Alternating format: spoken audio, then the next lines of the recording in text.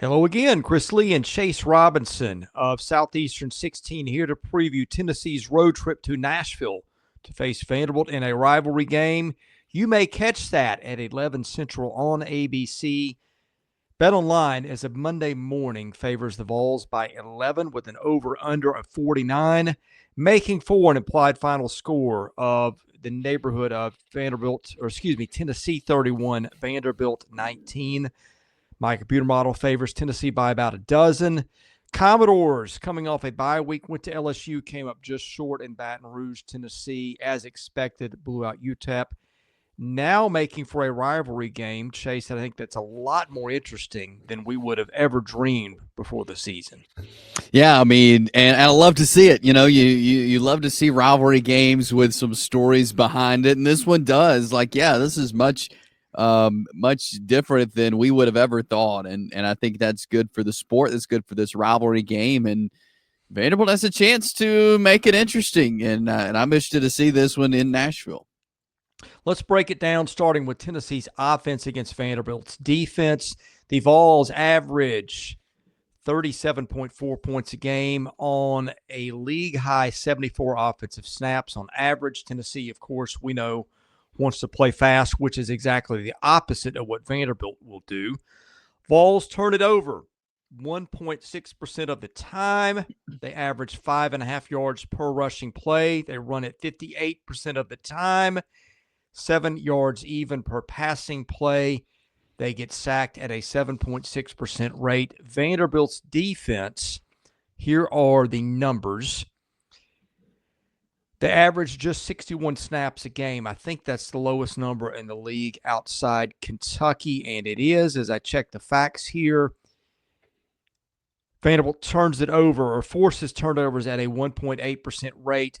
They give up points, 21.9 per game, 4.7 yards per rushing play, 7 flat per passing play. Teams will try to throw it 52% of the time against Vandy, which has a 6.5% sack rate. I think Tennessee is going to want to try to run the ball with Dylan Sampson. And teams have had success in the running game against Vanderbilt. A physical running game. Rocket Sanders gave them trouble a couple weeks ago. Defenses have tried to force Nico Iamaleava to throw it, which is Josh Heupel prefers to run it anyway. But that chess match of can you stop Dylan Sampson and force Nico to throw it and maybe make some mistakes? I think that's where this game is interesting. If Dylan Sampson just runs all over Vanderbilt, it's a lot tougher to see an interesting scenario here. Yeah, you're right. I mean, I think Dylan Sampson is the key to the game, and he is pretty much every time Tennessee takes the field. He's so talented. He's a great runner. Vanderbilt has to be ready to stop him and slow him down.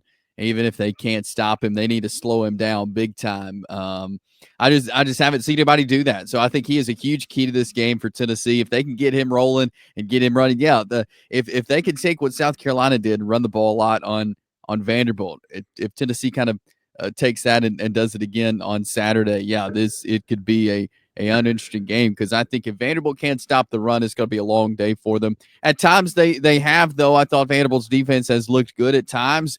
Right now, not as good as we saw earlier in the season. So, you'd like to see him pick back up and be able to stop and not stop, but slow down Dylan Sampson enough to make it interesting. BetOnline is the world's most trusted betting platform and your number one source for online betting. From the earliest odds to in-game live betting, BetOnline provides you with all the action and the ability to watch the games as they happen with the world's largest selection of odds on everything from football, NBA, and college basketball, NHL to UFC and MMA. Head to BetOnline today to get in on the action with America's most trusted site for online wagering. BetOnline, the game starts here. All right, let's start here for the other side of the matchup. Vanderbilt's offense averaging 27 points flat on 61 snaps. I talked about how Vanderbilt, its defense is on the field for the second lowest snaps. Well, its offense has the lowest number of snaps outside Florida.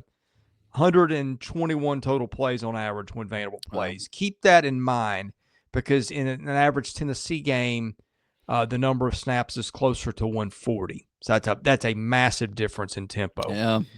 Vanderbilt turns it over 0.9% of the time. That is the lowest number in the SEC, one of the lowest numbers in the country. Vanderbilt has been picked 3 times, I think, and turned it over on fumbles 3 times. Half of its turnovers, I believe, were in the Texas game. Vanderbilt rushes 4.3 yards per rushing play, 7 even on passing plays. Sacks come off rushing and go into passing. Vanderbilt has been sacked 5% of the time. That's a little misleading because that offensive line lately has been porous, and Diego Pavia doesn't have time to think. Tennessee's defense on the field for 66 snaps a game, gives up 13.1 points a game, forces a pretty high turnover rate, 2.6%.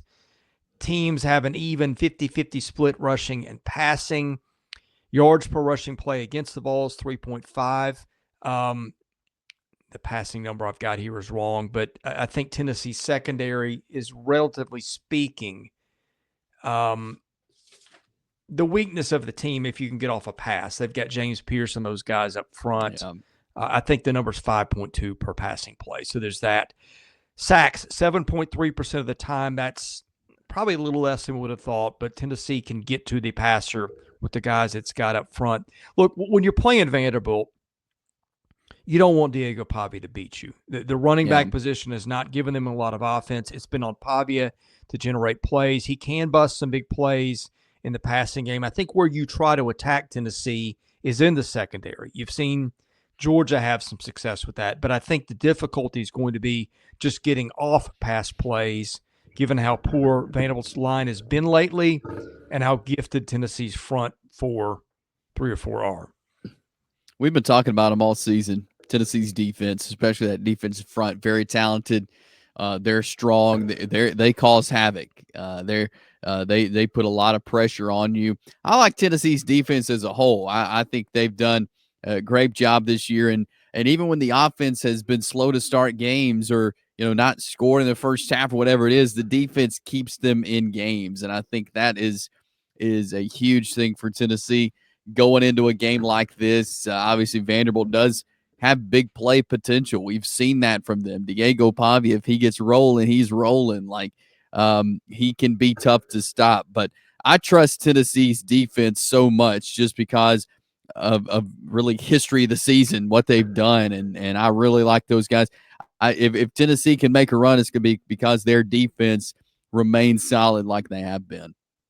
One other thing worth to mention, just some other stuff. Tennessee's got good special teams. Vanderbilt's are the best in the country, according to SP+. Really good in all phases. Penalties, something we don't talk about a lot. Vanderbilt, one of the least penalized teams in the league, 50 yards a game. Tennessee penalized a little bit more at 65. So I think offense and defense, the odds definitely tilt towards Tennessee's favor. But that's something to keep in mind if this game is a little bit closer than the spread indicates. Chase Robinson, what kind of game is it going to be?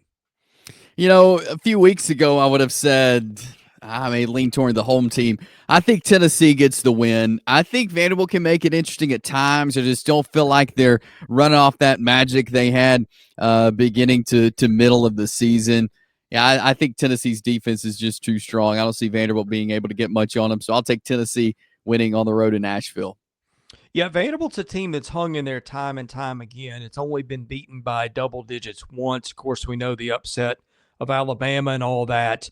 But I just watch Vanderbilt. It feels like a team that's running on fumes a little bit. Pavia is clearly not healthy. They don't have another threat in the running game. I think it's a bad matchup with Tennessee's defensive line. I'll take the Vols in this one too. We'll be here to talk about it on Saturday night. You can catch the broadcast live 9:30 Central. Hit that subscribe button, enable your notifications so you get it. For Chase Robinson, I'm Chris Lee. You've been watching Southeastern 16 presented by BetOnline.